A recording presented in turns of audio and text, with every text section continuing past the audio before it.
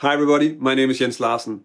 A huge part of the time that we spend on music is spent practicing. So it's important to consider how we can make that time as effective and as efficient as possible. In this video I want to talk about how you can practice improvising over a difficult chord progression and how especially tempo and choosing the right tempo is going to make that much more effective and much more efficient. If you want to learn more about jazz guitar, about improvising over chord changes, checking out some interesting arpeggios or scale sounds, then subscribe to my channel. If you want to make sure not to miss anything, then click the little bell notification icon next to the subscribe button. As an example in this video, I'm going to use a turnaround with altered dominance in the key of F.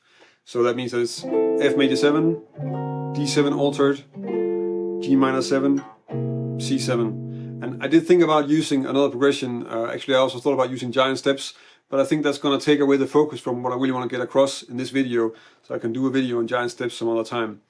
I'm not really going to go into the details of the progression itself. I have other videos where I'm talking about what scales fit the different chords and what the target notes might be or what arpeggios you can use. This is really about how you practice, because there are certain things, depending on where you are in learning how to solo over this progression, there are certain things you think about, and that's really what I want to tell you about in this video. So let's say that you know how to play over each of the chords, but you still need to figure out how to play over this progression. So that means that you already know what scales and arpeggios you have available, but you need to find some melodies that will work over this progression, and especially since the chords are moving that fast, you need to start working towards that. So building a repertoire like this, some lines that will work over this progression, probably you don't want to have a tempo at all if you're really starting out. So you really just want to sit down, stick with 8 notes, because that means that you have 4 notes per chord, and then just see what you can come up with, and really just compose some lines, try out some different things, and start to connect the ideas you have over the different chords so that you can come smoothly from one chord to the next chord. In this case, so if I start on the F major 7, so now I played something on the F major 7, and I need to go to something on a D7, onto G minor,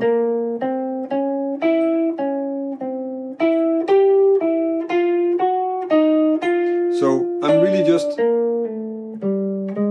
trying to come up with small melodies that take me from one chord to the next. That's the thing that I want to work on in this stage of playing, so that once I start to try and do this in time, then I can still have an overview of what is going on, and if I play something on one chord, I kind of know how to take it to the next chord and still play something that makes sense as a complete melody over the progression.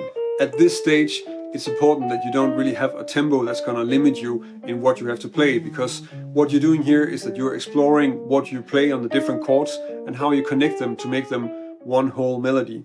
So the important thing here is that you have an overview of what is available on each chord and how you make logical melodies moving from chord to chord.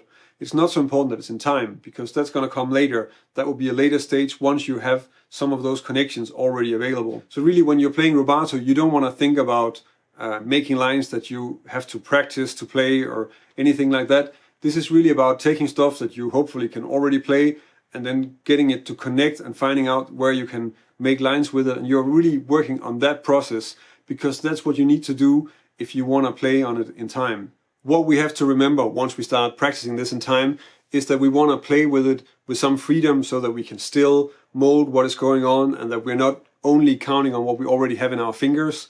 And the other thing that's really important to keep in mind is that you probably want to practice it in a way so that you're aiming towards being able to play it in a faster tempo. Certainly if you're playing something like a turnaround or giant steps or a similar type of progression, then that might be something that you have to practice in a slower tempo to finally get it into a higher tempo. So the right tempo that you want to choose for a progression like this is really just a slow medium tempo. And then you have to make sure that when you play on it, that it's so slow that you have some sort of overview of what is going on, and you still have the idea that you can choose different things whenever you change chord, so that you can connect different chunks together and work on being more and more flexible with that, even though you're still playing in time. And at the same time, you also have to resist the temptation to take a tempo that's so slow that you start playing a lot of double time or a lot of 8-note triplets or difficult rhythms like that, because those you cannot speed up. And if you want to work towards playing this in a higher tempo, if you're working on a rhythm change or, as I said, giant steps, then that's not a good strategy, because then you're not building repertoire that you can use, and you're not training yourself to play and think like this at a higher tempo. This is of course a very specific topic, but I also think it's a very important one. I think it's important that you're aware of, when you're practicing to play over a difficult progression, sort of at which stage you are in that process, and that you also choose the right strategy and the right way of practicing to get better. Have the discipline to really stay in the right subdivision, so that you have something that you can speed up later, because that's also something that's really going to be key if you want to play like some of the really difficult songs, like nailing the changes in rhythm changes, or playing Moment's Notice or Giant Steps or 26-2 and those kind of things. I'm of course also curious if you have some exercises or a method that you work with when you're practicing to play over a difficult progression like this one. So if you have an exercise or you have a way of working, then please leave a comment on this video. I know I'm interested, and I'm pretty sure that everybody else who's watching this video will be interested as well. If you want to learn more about jazz guitar, and it's the first time you see one of my videos, then subscribe to my channel. The videos that I publish here every week are on exploring interesting things on jazz guitar, finding some solid strategies and good methods to improve and get new things into your playing. If you like this video and you want to help me keep making videos, then check out my Patreon page. I'm very grateful for the support that I'm getting from my patrons, and it's because of that that I can keep on making videos every week. If you join us over on Patreon, I can also give you something in return for your support. That's about it for this week. Thank you for watching, and until next week.